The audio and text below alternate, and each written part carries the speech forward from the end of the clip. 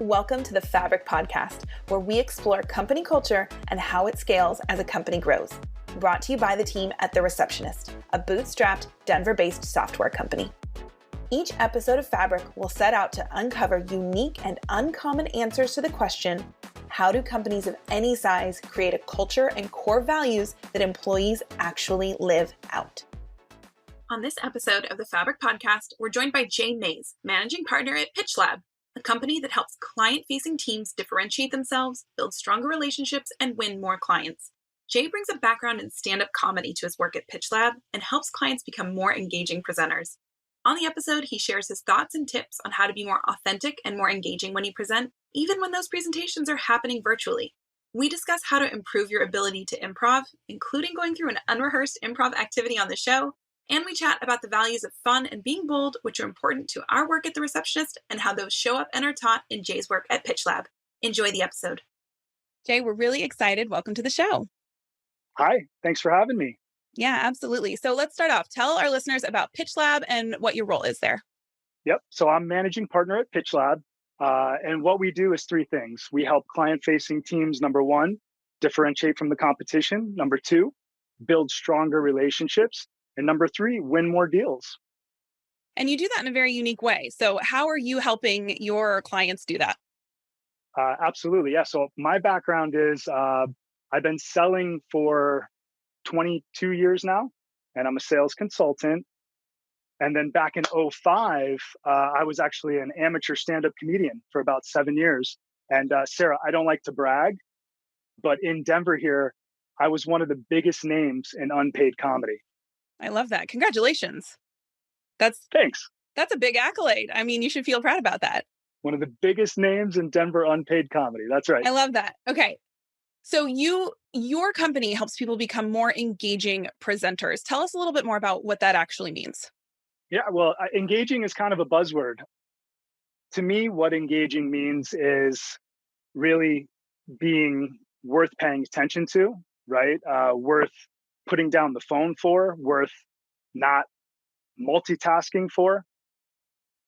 So to me, what engaging means is attention is so scarce nowadays.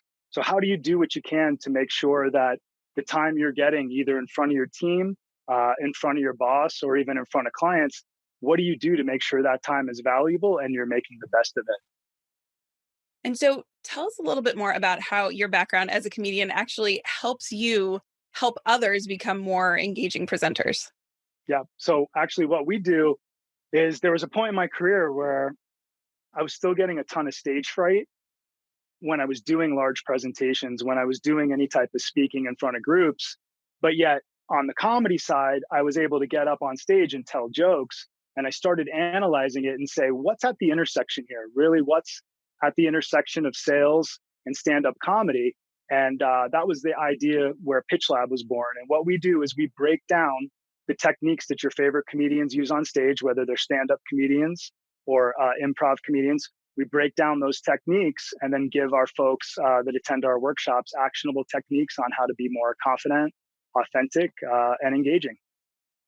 That's great. And we'll get into some more of those pieces. But you mentioned that you used to have stage fright. And this idea of public speaking, especially to large groups, can be really stressful. So can you share with us some of those go-to tricks or things that you're teaching in these workshops? You don't have to give everything away, but can you give us just a little bit of info? I can give you a bunch. So the first thing is everyone gets stage fright. And if someone tells you they don't get stage fright ever, they're absolutely lying. They really are.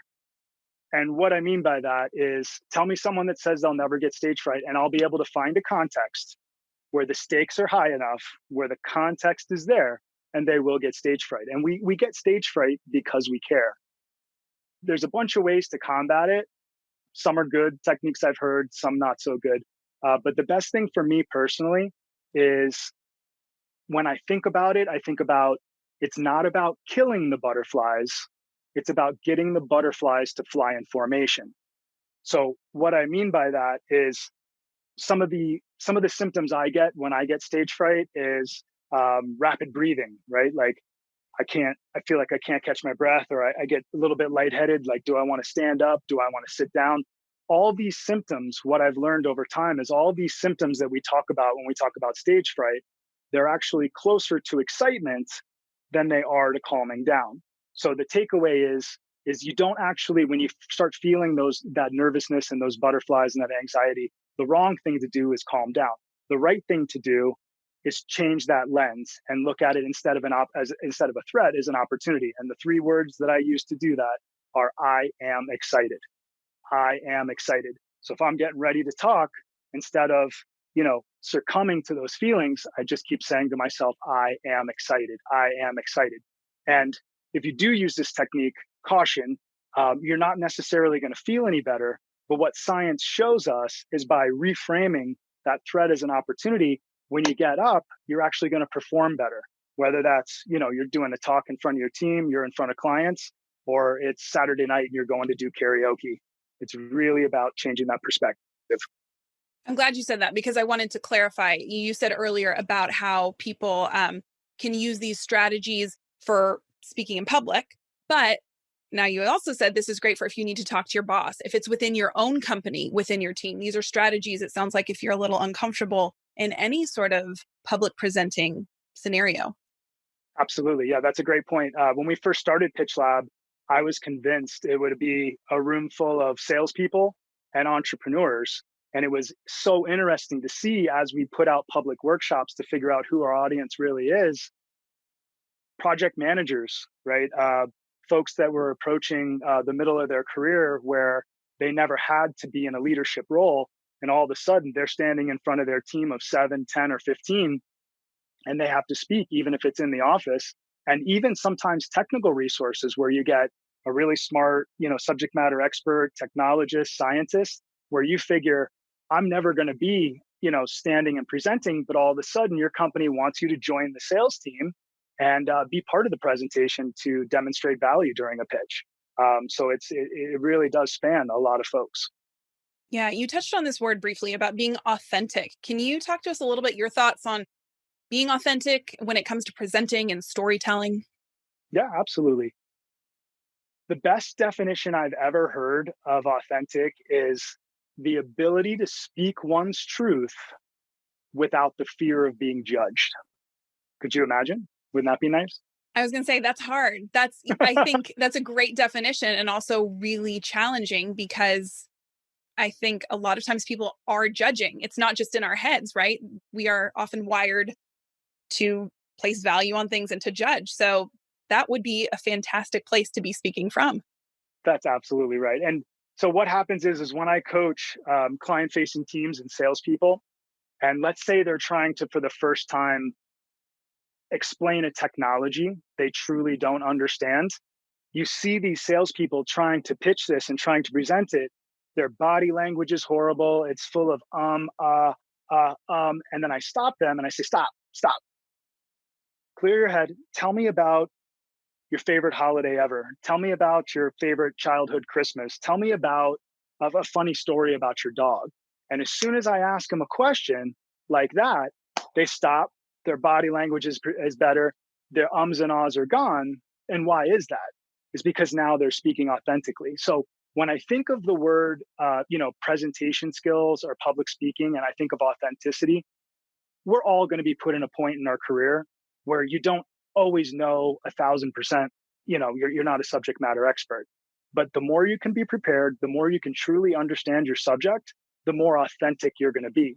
So my advice is, as far as takeaways, is if you are a salesperson or you are an account manager and you feel like you're getting yourself into a situation that's inauthentic, what can you do to prepare better? If that's not really an option because the technology is so deep, how can you turn it into a team sell? How can you bring someone along that can speak authentically about the technology where you can do your thing and then you can come together? But I really think at the end of the day, staying in the place where you understand what you're talking about, where you could speak from the heart, where you can drop the script, that's going to be the best way to go. I love that. I was going to ask, how can people be authentic? Because that's a great place to be speaking from.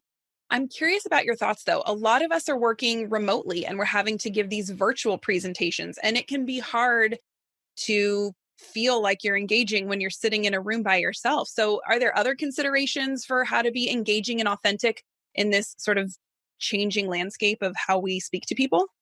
Yeah, it's a great question, and I've had to go through this since March as well.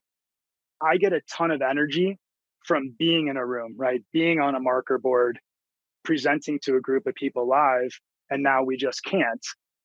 So over time, I've learned a few tips on Zoom that's absolutely helped. But the first thing I want to say as a disclaimer is if you're not feeling the same presenting or speaking on Zoom as you do in person, you're not alone. You're not alone. A lot of extroverts that got that energy from being in a room, you're giving it into Zoom and you're just not getting it back, unfortunately. So that's a real thing. Again, though, we are in Zoom. Here's my favorite like 4 or 5 takeaways. The first two are easy, and I believe you actually sent them to me as far as, hey, prepare. The first one is obvious. You got to get your light source in front of you, right? Just like you're taking a picture with a camera. If the light source is behind you, you're going to look dark and terrible, and it's going to be a huge shadow. You got to get the light source in front of you. The second one, that's the easy fix. Get your camera the same height as your face. I still see a ton of folks that are talking to you like this or looking up your nose. Do what you got to do. You don't have to buy an expensive piece of furniture, right? I mean, get some old Zappos boxes, blow the dust off your Encyclopedia Britannicas. Do what you got to do to get your laptop camera higher. The third one is super important, especially when you're doing a lot of Zoom conferences in gallery view. So when you're in gallery view, let's say I'm looking at someone and I'm looking at their face in the bottom right. Do you see my eyes now? My eyes are no longer looking at you, right? Yeah. So you got to remember, even when you want to look at who you're speaking to, you got to be cognizant of where that camera is. Now, that doesn't mean I need to be staring into the camera the whole time. But if you scan the gallery view, that's great. You want to look away from the camera, but at least a half to 2/3 of the time, you need to be looking into that camera. And what that does is even if looking in the camera takes away your facial expressions where I can't read you anymore, it's still helping me connect with you because you feel that I'm really speaking with you and I'm really listening to you by looking into that camera. Last two are real easy. Number one, you would be surprised how much better energy you have. Get out of the chair, bring your camera higher, and just stand up for your most important presentations.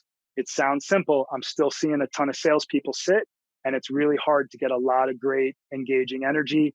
And then the last one, this is a phenomenon I've really noticed, is everyone's favorite way to Zoom is microphone muted and camera off. Everybody, if they have their choice, they want that real passive experience, right?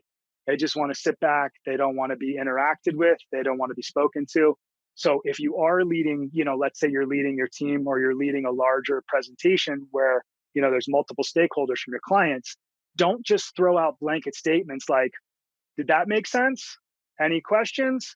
When you throw out a very general question like that, you're not going to get an answer from the audience. But if I said, Sarah, how did I articulate that one? Boom. Now okay, I got to come off of mute. Jay wants to talk to me. And then Sarah says, you say, hey, that was great. I say, hey, does everybody agree with Sarah? So you need to reach a little bit deeper by using names. And then once you get the feedback from whoever you're speaking with, you ask the room, hey, do you agree? Do you disagree? And it kind of opens it up for conversation a little better. But, the truth is you're going to have to try harder on Zoom to get that interaction. Yeah, those are great tips, both practically how you set yourself up and then what you can do within those opportunities where you are speaking to groups. So that's great. I want to go back to something you said a little bit ago about when you're the subject matter expert, you can be authentic. You probably have your plans for what you're going to say. But I think sometimes people get so locked in to their pitch or their story or what they're going to say that it can be hard to go off of that script and to improv. So what are your tips for how to do that? To be your subject matter expert, to know your material, but to also be able to pivot, is a word many of us like these days, to be able to pivot to something else within your presentation. That's awesome. That's a great question. Well, let me start off first because there's a lot in there. But to unpack it, let me start off first. I just recently had the opportunity to coach 18 semifinalists in Denver Startup Week's pitch competition. And I want to tell you, going over 2.5 weeks looking at those presenters, there is a vast difference in the authenticity of a presenter or an entrepreneur or salesperson that is memorizing a script word for word versus someone that has a few bullet points. They know what they want to say on each slide, but they're really trying to turn it into a conversation and they're really just trying to get their point across. So the first thing I always tell any of my presenters is you have to drop the script. Now, I know that's scary, but you have to drop the script. What I want you to do is know the punchline, know the main two bullets of each slide, one or two bullets of each slide. Make sure you hit those main points, but you got to drop the script. Back early in my comedy career, I had my first opportunity at the big comedy club here was Comedy Works. They gave me 2 minutes to get on stage. I memorized like 2 minutes and 15 seconds worth of jokes. And I'm like, ready, go. And, I'm just reading off these words off of the back of my eyelids as fast as I can. But the challenge there is number one, you don't leave any room for breathing and really improvisation and anything organic. Number two, I was stepping on laughs. And number three, if there's any hecklers or, a plate of drinks crash, all of a sudden that throws you off and you're like, well, where was I in my memorization as opposed to really being there in the moment? The second part of your question I'd love to address is the number one thing that's helped me personally and helps the teams I coach is you got to remember your audience doesn't want perfection. They want connection. So more than a perfect polished pitch with mannerisms and I nailed every single word I said, they want to connect with you. They want to get to know you as a person and they want to feel like they just built a little bit of relationship and spent some time with the real you. So I'll give you a perfect example. Some folks get crazy about their ums and ahs. And there's a technology, Google has a technology called Duplex. Have you heard of Google Duplex at all? I have not. So Google Duplex is artificial intelligence that will call a restaurant for you and it'll make a reservation for you, or it'll call your favorite hair salon and make an appointment for you. And it actually sounds like a human. Like that's the kicker. Like it sounds like a human being and the person on the other end has no idea that they're talking to artificial intelligence. Guess what Google did to make their robots sound more human? Add ums and uhs. You got it. You got it. So think about that. So while we're going crazy with ums and ahs and did I move and did I memorize this perfectly, Google is making robots sound more human by adding filler words. So the funny. punchline there is to say, are you trying to make a connection? Are you being yourself? And are you trying to make a connection over being perfect? That's going to get you thousands of times farther than being like, I nailed it. Like, I just don't know that anybody really cares about that level of perfection, especially right now in 2020. Yeah, that's a really good point. That's so interesting. I'm sure people are out there Googling to have this duplex make their calls for them. So I wanted to get to some of the values that are important for us here at The Receptionist. And having fun is very important. And I'm guessing it is for you as well with your background. So how does fun come into play when presenting? And do you talk about this explicitly with your clients? I do. There's two parts to this answer. Number one, I pitch lab and I never ever recommend teaching someone how to be funny. You just don't in a business setting. You don't teach people how to be funny. Being funny is so subjective, but I do like to think fun. So instead of funny, I think, how can you open up with some type of personal story that maybe shows a little bit of your vulnerability? How can you do things that are fun to lighten the mood as opposed to being funny? How I bring this into my workshops and when I work with my clients is a few ways. The first one is the most successful way is I have this thing called comedy karaoke where I take jokes from famous one-liner comedians like Rita Rudner, Dimitri Martin. I have Stephen Wright and Mitch Hedberg. And what we do is to get rid of some of these butterflies, or maybe not get rid of, but to work on your butterflies and to work on dramatic pause. We have the team members get up in front of the room and just read one-liners from comedians and get up and really keep it light and have fun. The second one is any type of improvisation exercises. You can Google beginner improv exercises. Mirroring is a great one-word story to help your team let go a little bit, stay in the moment, be better listeners, and really just have fun with it. And then the third one is at Pitch Lab, I've made a bunch of mock pitch decks like energy drinks for zoo animals, meat water, prescription windshields. And the idea here is sometimes teams get so wrapped up in their company's messaging and am I saying the right thing? Am I presenting this case study right? We're losing the ability to practice these fundamental skills of getting on, on Zoom or getting in front of a room and really practicing these presentation skills. So I recommend anything that can make it a little bit lighter where you can really get that practice. Well, you mentioned a couple exercises, and I know you had wanted to maybe do that with us today. So let's pick one. Let's do one really quick before we get to the end of the episode of an activity or an exercise that our listeners could do to help them improve their comfort and their ability to speak in any setting, really. Okay, awesome. So let's do one word story. And you have a theater background, is that correct? Yes, sneakily I do. Okay, so one word story, all that is you and I are going to come together and we're going to cohesively tell a very short story, one word at a time. Oh, yep, I know this one. And the reason why this is super important is because number one, a lot of times salespeople, let's say especially salespeople, they say they're great listeners, but they're listening, just waiting for their chance to respond. They're not truly being present and listening. And when you truly can get present, that's when the magic really happens. So when we do an exercise like one word stories, or when you're with your team and you do a one word story exercise, I no longer get to lead the story, but neither do you. We have to rely on each other to collaboratively build it. So I'll pick the subject. Let's go with New Year's Eve. How's that sound? Sounds good. Okay, so I'll start. Okay. New Year's Eve. I love to go in the car on my favorite ride.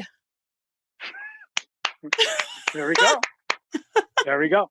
I didn't know where the story was going. You weren't able to control the story. But by going back and forth like that, we both had to rely on each other and we both really had to be in the moment. Improvisation is scary. There's no preparation, there's no planning. But if you can do these types of exercises with your team over and over again, when they get that curveball, when they get asked these questions, right, it's really going to be something that helps them be able to thrive in that moment and really differentiate themselves. Thank you for doing that with me. Yeah, definitely. And I should say my theater background is way, way back when. So, but I have it. So for people who are maybe not so comfortable with these, it's okay. It's very normal to not feel okay as you start these and to kind of be panicking on the inside, but it will get easier. So I still get like that. I know. Me too. I was like, oh no, what's going to happen? So as we wrap up the episode today, we value being bold. I mean, that was a little bit bold to just be like, let's just see what happens in this story. So how is this value relevant to your work and how can people embody being bold? Yeah. So I love that question because at the end of the day, when it comes to presentation skills, there is no substitute for repetition. There's no substitute for practice. So when we talk about being bold, and you just said it, and I admitted it, everyone gets stage fright. Everyone is uncomfortable being put on the spot, especially if you care about the outcome. So when we talk about being bold, I can sit here in my Pitch Lab workshops and give you tip after tip after tip. But if you're not going out and practicing it, if you're not going out and getting the repetition, it's never going to stick. So if you want to be bold, find a way to do a Zoom presentation in front of folks where the stakes aren't as high, right? Most salespeople learn by presenting to important clients. That's crazy to me, right? Comedians, that's why they go to open mics in dive bars and tell jokes to folks that are barely listening because it's helping them hone their craft. So whether you believe in Malcolm Gladwell's 10,000 hours to make a master or not, you got to get the repetitions. So what I mean by being bold, find a meetup where you can speak. Find any type of opportunity where you know something more than the group. Go out there and get the practice. Like I said, whether that's karaoke, whether that's some type of public speaking, whether that's an opportunity for a presentation to a free meetup group, whatever you can do. If you want to be bold, you got to get out there because there's no substitute for practice. Well, Jay, thank you so much. These have been some really fantastic tips that are hugely actionable for our listeners, and we appreciate having you on the show today. Awesome. Thanks for having me. Thank you again to Jay Mays from Pitch Lab for his actionable advice on how to become a more authentic and engaging presenter. On behalf of the team here at The Receptionist, thanks for listening to the Fabric Podcast. If you'd like to know more about what we do, go to thereceptionist.com, where you can watch webinars, read blogs, and even sign up for a 14-day free trial, no credit card required. See you on the next episode.